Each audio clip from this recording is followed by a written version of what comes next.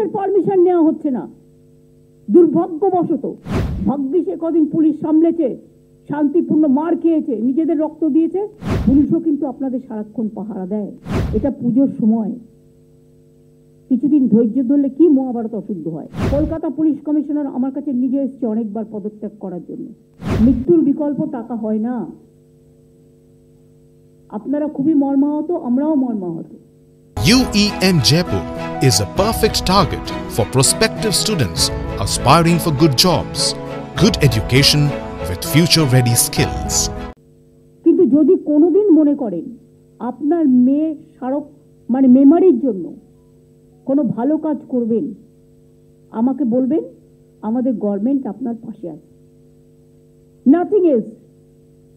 আমি জানি কোনটা কখন বলতে হয়, এবং একই কথা আমি কিন্তু অফিসিয়ালি প্রেসকেও বলেছিলাম।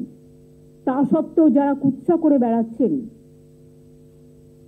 আই এম সরি, তারা কি চায়? বিচার চায়, না বিচারের নামে কেসটাকে ঝুলিয়ে দিতে চায়? কি চায়? আমাদের পুলিশ তো 1 বছরের মধ্যে মাটিগাড়ায় একটা কেসে ক্যাপিটাল পানিশমেন্ট করেছে। আমরা কামদুনিটাও ক্যাপিটাল পানিশমেন্ট করেছিলাম, কিন্তু এখানে কোর্ট বড় ব্যাপার পালন করেন। হাইকোর্ট কিন্তু তাদের দুজনকে বাদ দিয়ে লাইফ সেন্টেন্স করে দিয়েছিল। এখন আবার লাইফ সেন্টেন্স হলে আবার কোর্ট থেকেই রেকমেন্ডেশন আসে তাদের ছেড়ে দেওয়ার জন্য। আজকে আমার কাছে একটি কেস এসেছিল, আমি বলছি এখন আমি করতে পারবো না। তার কারণ হচ্ছে আমরা অলরেডি পাস করেছি যে এই ধরনের কেস আমি করতে পারবো না। আমরাও বন্দি মুক্তি চাই, আমরা 700-1500 ওপর লোককে মুক্তি দিয়েছি, কিন্তু there is a limit for case to case basis. কখনো আপনি বলবেন করা যাবে না, কখনো বলবেন করা যাবে, কোনটা মানবো? আজকে পুলিশের পারমিশন নেওয়া হচ্ছে না।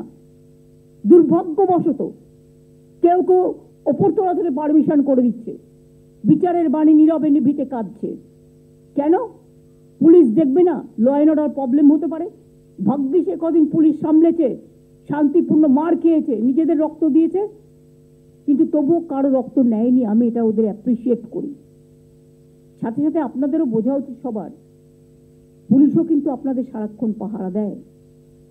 তারাও কিন্তু আপনাদের মতো মানবিক জীব, মানুষ। তারাও কিন্তু মানবিক মানুষ, তাদেরও সংসার আছে, তাদের পরিবার আছে। যাকে পাচ্ছেন তাকে নিয়ে যা ইচ্ছে তাই বলে যাচ্ছেন কেউ কেউ। একবারও ভাববেন না, আপনার পরিবারকে তুলে যদি কেউ এই কথা বলে তাহলে আপনার কি হবে?